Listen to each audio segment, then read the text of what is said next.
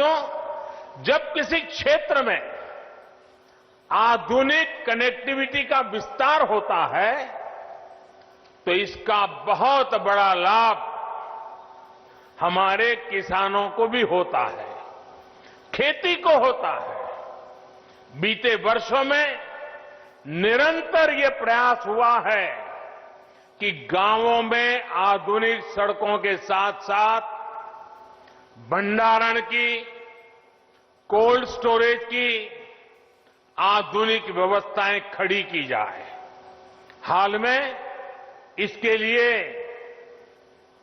1,00,000 करोड़ रुपए का special fund भी किसानों के लिए बनाया गया है। इसी साल देश के इतिहास में पहली बार चलते फिरते कोल्ड स्टोरेज यानी किसान रेल शुरू की गई है।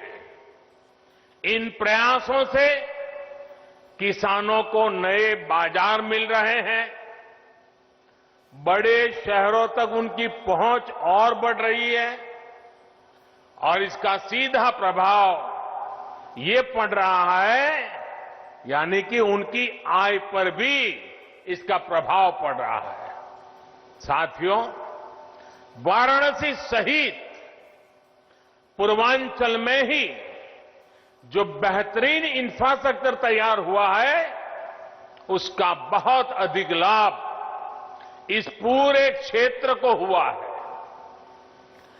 वाराणसी में पेरिसेबल कार्गो सेंटर बनने के कारण अब यहां के किसानों को अब फल और सब्जियों को स्टोर करके रखने और उन्हें आसानी से बेचने की बहुत बड़ी सुविधा मिली है।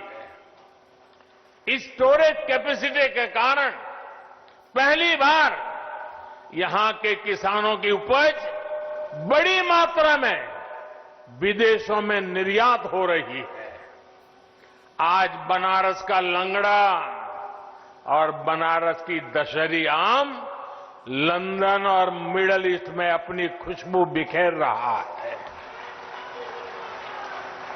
अब बनारस के आम की डिमांड विदेशों में भी निरंतर बढ़ रही है। अब यहां जो पैकेजिंग की सुविधाएं तैयार हो रही है उस वजह से पैकिंग के लिए दूसरे बड़े शहरों में जाने की जरूरत अब नहीं रहेगी। आम के अलावा इस साल यहां की ताजा सब्जियां भी दुबई और लंदन पहुंची है। ये एक्सपोर्ट हवाई मार्ग से हुआ है, यानी बेहतर हवाई सेवाओं का सीधा लाभ यहां के छोटे से छोटे किसानों को हो रहा है। गंगा जी पर जो देश का पहला इनलैंड वाटरवे है, इसका उपयोग किसानों की उपज के ट्रांसपोर्ट के लिए अधिक से अधिक कैसे हो, इस पर भी काम हो रहा है। साथियों, सरकार के प्रयासों और आधुनिक इंफ्रास्ट्रक्चर से किसानों को कितना लाभ हो रहा है, इसका एक बेहतरीन उदाहरण चंदौली का काला चावल, ब्लैक राइस है। ये चावल चंदौली के किसानों के घरों में समृद्धि लेकर के आ रहा है। चंदौली के किसानों की आय को बढ़ाने के लिए 2 साल पहले काले चावल की एक वैरायटी का प्रयोग यहां किया गया था। पिछले साल खरीफ के सीजन में करीब 400 किसानों को ये चावल उगाने के लिए दिया गया। इन किसानों की एक समिति बनाई गई, इसके लिए मार्केट तलाश किया गया। सामान्य चावल जहां 35-40 रुपए किलो के हिसाब से बिकता है, वहीं यहां बेहतरीन काला चावल 300 रुपये तक बिक रहा है। बड़ी बात यह भी है कि ब्लैक राइस को विदेशी बाजार भी मिल गया है। पहली बार ऑस्ट्रेलिया को यह चावल निर्यात हुआ है, वो भी करीब 850 रुपये किलो के हिसाब से। यानी जहां धान का एमएसपी 1800 रुपये है, वहीं काला चावल 8,500 रुपये प्रति क्विंटल बिका है। मुझे बताया गया है कि इस कामयाबी को देखते हुए इस बार के सीजन में लगभग 1000 किसान परिवार काले चावल की खेती कर रहे हैं। भाई और बहनों, किसान को आधुनिक सुविधाएं देना, छोटे किसानों को संगठित करके उनको बड़ी ताकत बनाना, किसानों की आय बढ़ाने के प्रयास निरंतर जारी है। बीते सालों में फसल बीमा हो या सिंचाई, बीज हो या बाजार, हर स्तर पर काम किया गया है। प्रधानमंत्री फसल बीमा योजना से देश के लगभग 4 करोड़ किसान परिवारों की मदद हुई है। प्रधानमंत्री कृषि सिंचाई योजना से लगभग 87 लाख हेक्टेयर जमीन माइक्रो इरिगेशन के दायरे में आ चुकी है। लगभग 77,000 करोड़ रुपए के इरिगेशन प्रोजेक्ट पर तेजी से काम चल रहा है। लेकिन साथियों, सफल प्रकल्प ही काफी नहीं होते। इसके साथ साथ किसानों को उस बड़े और व्यापक मार्केट का लाभ भी मिलना चाहिए जो हमारा देश, दुनिया के बड़े बाजार हमारे किसानों को उपलब्ध कराते हैं। इसलिए विकल्प के माध्यम से किसानों को सशक्त करने का रास्ता अपनाया गया है। किसान हित में किए गए कृषि सुधार ऐसे ही विकल्प किसान को देते हैं। अगर किसान को कोई ऐसा खरीदार मिल जाए जो सीधा खेत से उपज उठाए, जो ट्रांसपोर्ट से लेकर लॉजिस्टिक के हर प्रबंध करे और बेहतर कीमत दे, तो क्या किसान को अपनी उपज उसे बेचने की आजादी मिलनी चाहिए कि नहीं मिलनी चाहिए? भारत के कृषि उत्पाद पूरी दुनिया में मशहूर है। क्या किसान की इस बड़े मार्केट और ज्यादा दाम तक किसान की पहुंच होनी चाहिए कि नहीं होनी चाहिए? अगर कोई पुराने सिस्टम से ही लेन देन को ठीक समझता है तो उस पर भी इस कानून में कहां कोई रोक लगाई है भाई? साथियों, नए कृषि सुधारों से किसानों को नए विकल्प और नए कानूनी संरक्षण ही तो दिए गए हैं। पहले तो मंडी के बाहर हुए लेन देन ही गैर कानूनी माने जाते थे। ऐसे में छोटे किसानों के साथ अक्सर धोखा होता था, विवाद होते थे, क्योंकि छोटा किसान तो मंडी पहुंच ही नहीं पाता था। अब ऐसा नहीं है। अब छोटे से छोटा किसान भी मंडी से बाहर हुए हर सौदे को लेकर कानूनी कार्यवाही कर सकता है। यानी किसान को अब नए विकल्प भी मिले हैं और छल से, धोखे से उसे बचाने के लिए कानूनी संरक्षण भी मिला है। किसानों को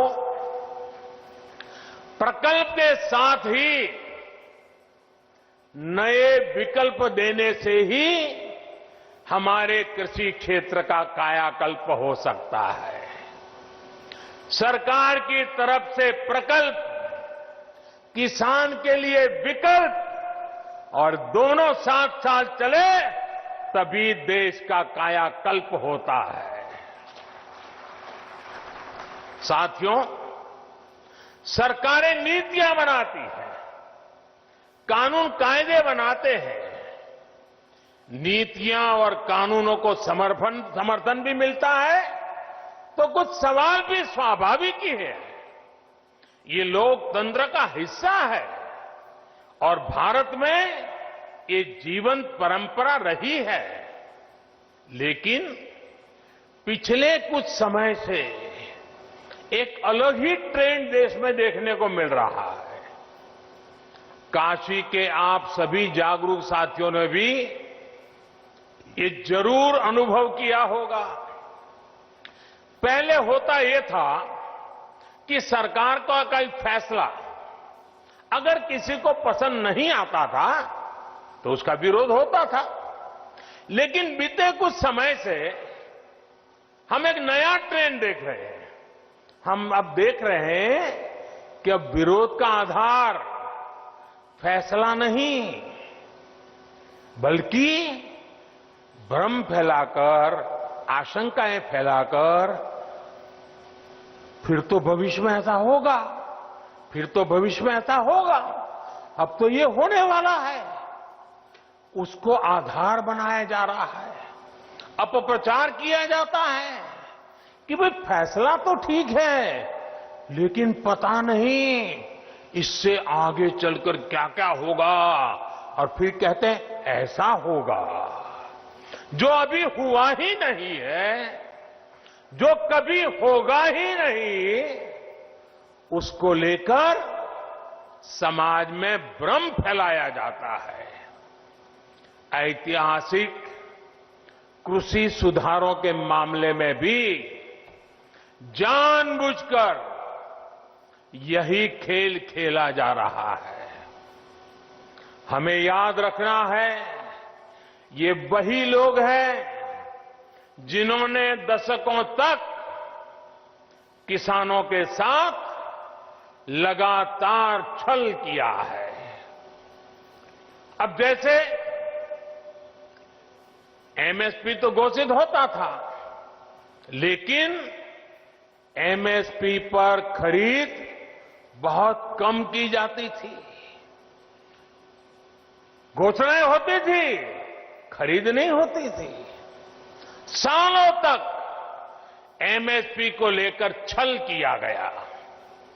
किसानों के नाम पर बड़े बड़े कर्ज माफी के पैकेज घोषित किए जाते थे, लेकिन छोटे और सीमांत किसानों तक ये पहुंचते ही नहीं थे। यानी कर्ज माफी को लेकर भी छल किया गया। किसानों के नाम पर बड़ी बड़ी योजनाएं घोषित होती थी, लेकिन वो खुद मानते थे कि 1 रुपये में से सिर्फ 15 पैसे ही किसान तक पहुंचते हैं। यानी योजनाओं के नाम पर छल, किसानों के नाम पर खाद पर बहुत बड़ी सब्सिडी दी गई, लेकिन ये फर्टिलाइजर खेत से ज्यादा काला बाजारियों के पास पहुंच जाता था। यानी यूरिया खाद के नाम पर भी छल। किसानों को प्रोडक्टिविटी बढ़ाने के लिए कहा गया, लेकिन प्रॉफिटेबिलिटी किसान के बजाय किसी और की सुनिश्चित की गई। पहले वोट के लिए वादा और फिर छल, यही खेल लंबे समय तक देश में चलता रहा है। साथियों, जब इतिहास छल का रहा हो तब दो बातें बड़ी स्वाभाविक है। पहली ये कि किसान अगर सरकारों की बातों से कई बार आशंकित रहता है तो उसके पीछे दशकों का ये लंबा छल का इतिहास है। और दूसरी ये कि जिन्होंने वादे तोड़े, छल किया, उनके लिए ये झूठ फैलाना एक प्रकार से आदत बन गई है, मजबूरी बन चुका है। जो पहले होता था वैसा ही अब भी होने वाला है, क्योंकि उन्होंने ऐसा ही किया था। इसलिए वही फॉर्मूला लगा करके आज भी देख रहे हैं। लेकिन जब इस सरकार का ट्रैक रिकॉर्ड देखोगे तो सच आपके सामने खुल करके आ जाएगा। हमने कहा था कि हम यूरिया की कालाबाजारी रोकेंगे और किसानों को पर्याप्त यूरिया देंगे। बीते 6 साल में यूरिया की कमी नहीं होने दी। पहले तो यूरिया ब्लैक में लेना पड़ता है। यूरिया के लिए रात रात लाइन में ला करके रात को बाहर ठंड में सोना पड़ता था और कई बार यूरिया लेने वाले किसानों पर लाठीचार्ज की घटनाएं होती थी। आज ये सब बंद हो गया। यहां तक कि कोरोना लॉकडाउन तक उसमें भी जब लगभग हर गतिविधि बंद थी, तब भी हमने यूरिया पहुंचाने में दिक्कत नहीं आने दी गई। हमने वादा किया था कि स्वामीनाथन आयोग की सिफारिश के अनुकूल लागत का 1.5 गुना एमएसपी देंगे। ये वादा सिर्फ कागज पर ही नहीं, ये वादा हमने पूरा किया। और इतना ही नहीं, किसान के बैंक खाते तक पैसे पहुंचे, इसका प्रबंध किया। साथियों, सिर्फ दाल की ही बात करें, पल्सेस की बात करें, 2014 से पहले के 5 सालों में, हमारे जो पहले वाली सरकार थी उसके 5 सालों में लगभग 650 करोड़ रुपए की ही दाल किसान से खरीदी गई थी। कितनी? 650 करोड़। कितना भैया? जरा बताइए, पूरे देश में कितना? 650 करोड़। लेकिन हमने 5 साल में क्या किया आकर के? हमारे 5 सालों में हमने लगभग 49,000 करोड़, 49,000 करोड़, यानी करीब करीब 50,000 करोड़ रुपए की दालें एमएसपी पर खरीदी है। यानी लगभग 75 गुना बढ़ोतरी। कहां 650 करोड़ और कहां करीब करीब 50,000 करोड़। 2014 से पहले के 5 सालों में, उनकी आखिरी सरकार की मैं बात कर रहा हूं, 5 सालों में पहले की सरकार ने 2 लाख करोड़ रुपए का धान खरीदा था पूरे देश में, 2 लाख करोड़ का एमएसपी पर। लेकिन हमने हमारे 5 साल में धान के लिए 5 लाख करोड़ रुपए एमएसपी के रूप में किसानों तक हमने पहुंचा दिए हैं साथियों। यानी लगभग 2.5 गुना ज्यादा पैसा किसान के पास पहुंचा है। 2014 से पहले के 5 सालों में गेहूं की खरीद पर 1.5 लाख करोड़ रुपए के आसपास ही किसानों को मिला। 1.5 लाख करोड़ उनकी सरकार के 5 साल। हमने 5 साल में गेहूं पर 3 लाख करोड़ रुपए किसानों को एमएसपी का मिल चुका है, यानी लगभग 2 गुना। अब आप ही बताइए कि अगर मंडियां और एमएसपी को ही हटाना था तो इतनी बड़ी हम ताकत क्यों देते भाई?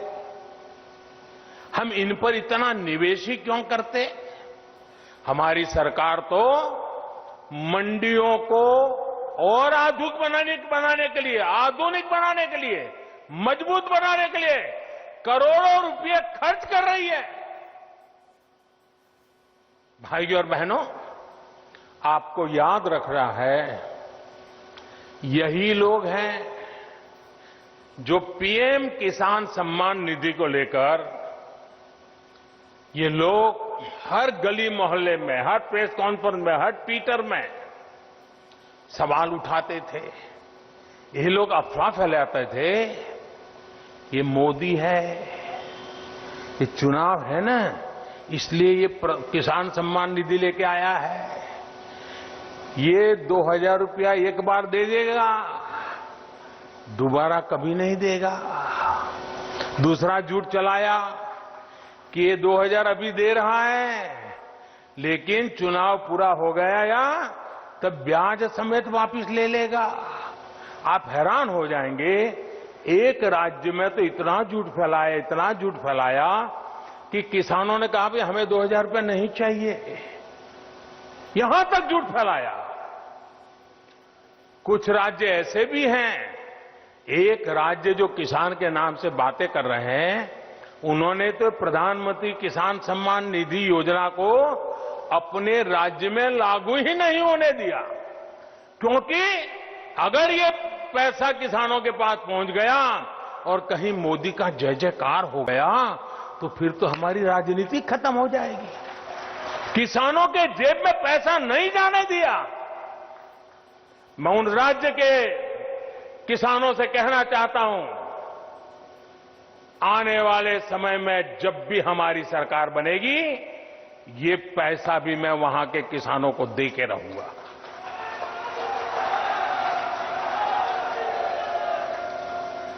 साथियों, देश के 10 करोड़ से ज्यादा किसान परिवारों के बैंक खाते में सीधी मदद दी जा रही है और ये प्रधानमंत्री किसान सम्मान निधि के द्वारा लगातार चल रहा है।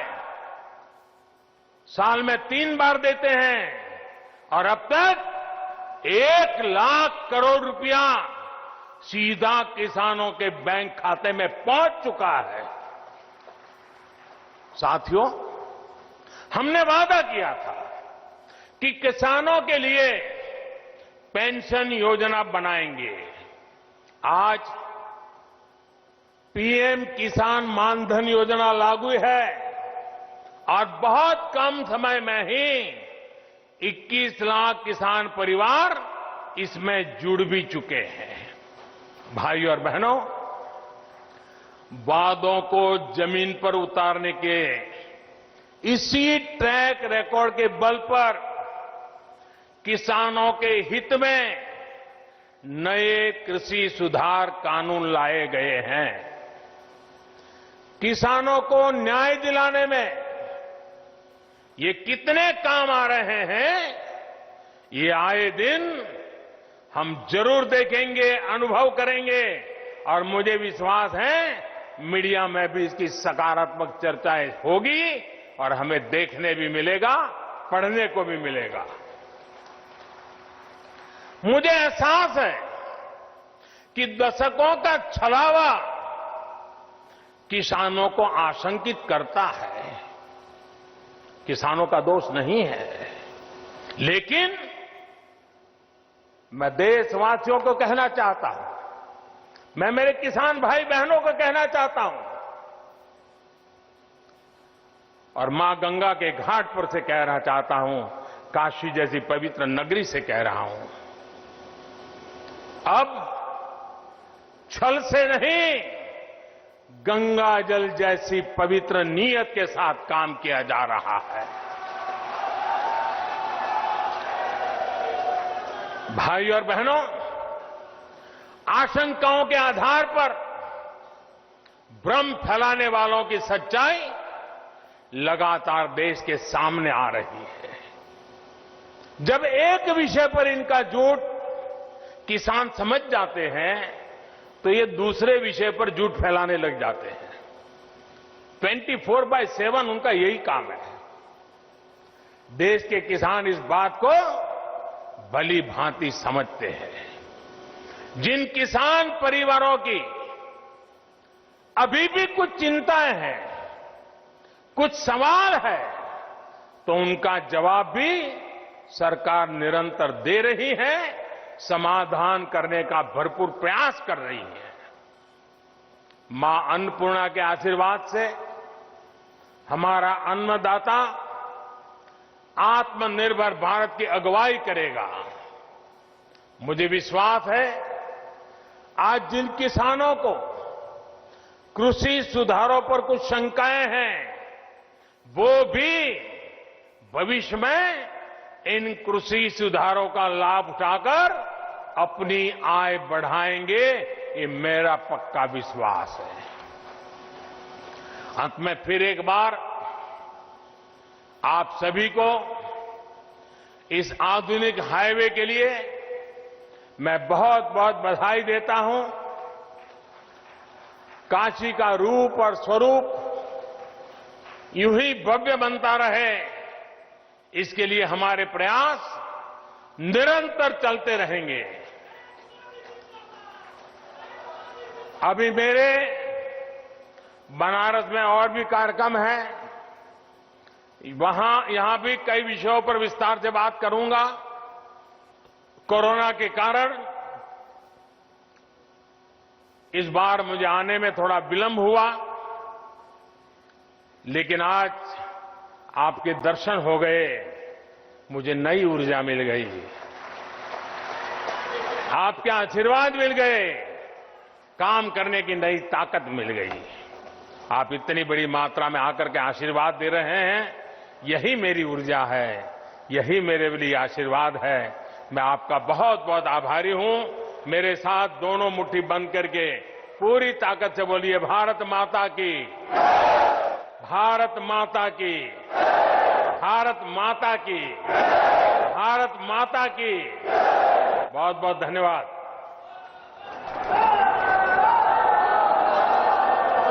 धन्यवाद माननीय प्रधानमंत्री जी। आपकी वाणी, आपका व्यक्तित्व, आपका सानिध्य और आपके विचार हमेशा जीवन को श्रेष्ठतम रूप से जीने की प्रेरणा देते हैं। आपको अपने बीच पाकर समूची काशी आह्लादित है और जगमगा रही है।